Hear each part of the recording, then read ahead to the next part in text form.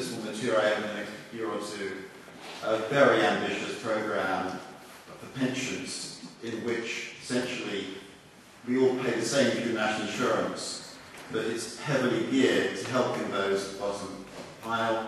So even if you are earning 13, 14, 15,000 pounds a year, you can expect, you must work, but the state tops up all your national insurance contributions, you go to your own personal pot, and then even if you're very low income, you're likely to have a £250,000 pension pot after 40 years. And I want to work that out with Gerald, and I think that will make us, that really help at the bottom end. Thank you.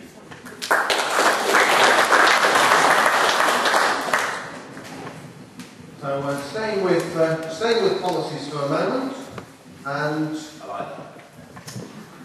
Paul Penning from East Sussex asks, the government have just announced a single welfare payment for all, similar to UKIP's citizen wage and flat rate tax. What do you think of UKIP policies being pinched? Nigel Farage. Well, it's a compliment, isn't it?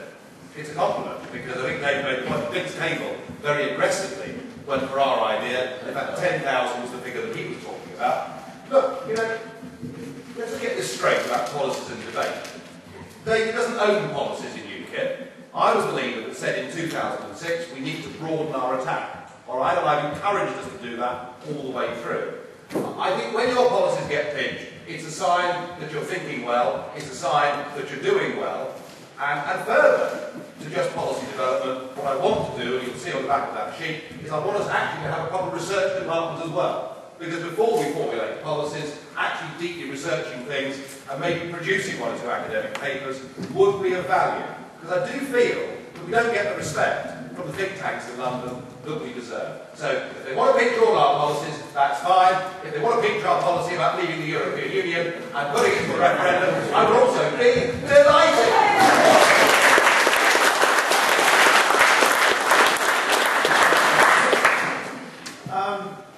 You're really on form today, you know. Listen, this is what I say within my policies when I talk about policy groups within UKIP. We are lacking grossly in policy groups, and the policy groups to include the general membership. Now, if we can begin to form policies from within our grassroots and hear what members have to contribute towards making policy stand, then we're going a long, long way. As far as UKIP's policies are concerned, many people do, because we're the smaller party, because we're the party who are considered not to be up and fully fledged and fully running. I introduced a mini Olympics to the youth of Greater London.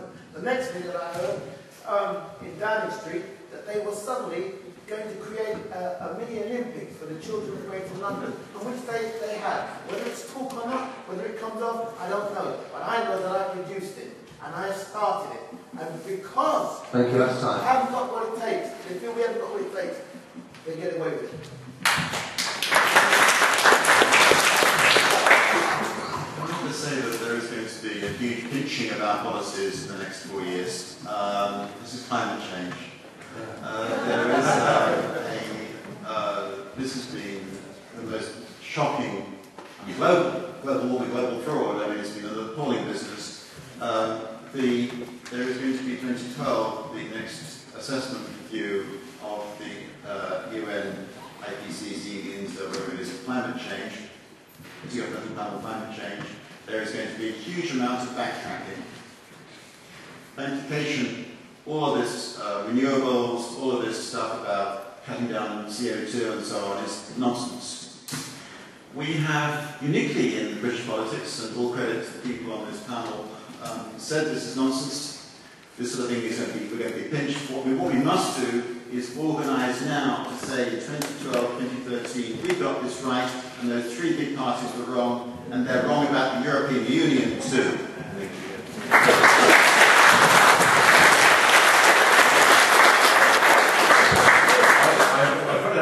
Winston straight away that, Winston, you're 4 years too late, we created these policy groups. Where were you? You're inspirational. You've got the gloves on, next time.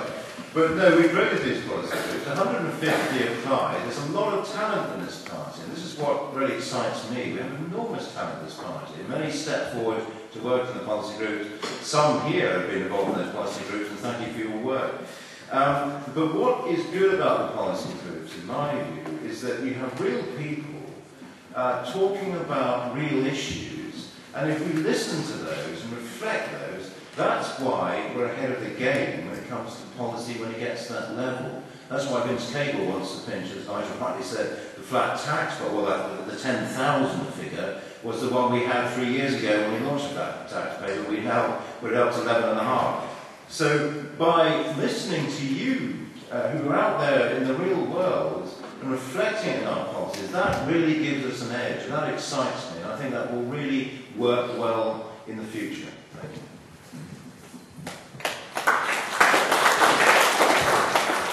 And our next question from John Catchpole in Arundel, South Down, is simply, how do you deal with the scourge of political correctness? And I think it's Winston McKenzie's turn. Well, the only way to deal with the scourge of political correctness is by action.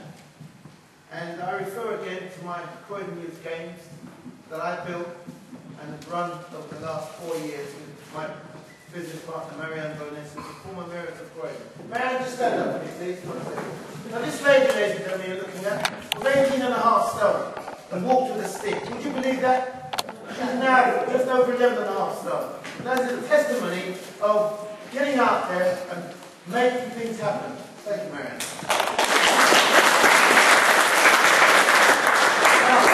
Now, the only way to do away with political correctness is action. Action, they say, ladies and gentlemen, speaks louder than words. We can't just keep talking, we're putting up this study or this policy. We've got to get out there and do it. Lead the way. Show them that we are leading the way. You may be in government, but we've got the policies. Thank you.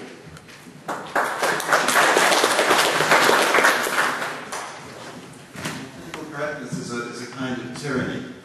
It's saying that it's not really political tyranny, it's more a tyranny of manners and ethics and things.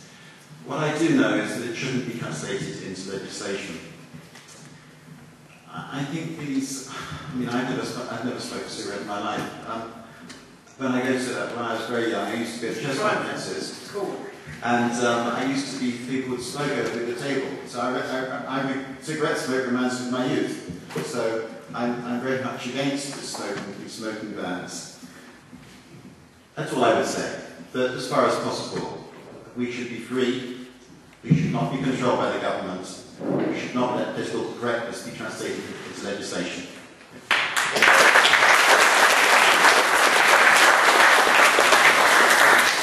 I agree with Tim on this. I'm speaking at an anti-political correctness meeting in the Midlands in a couple of weeks.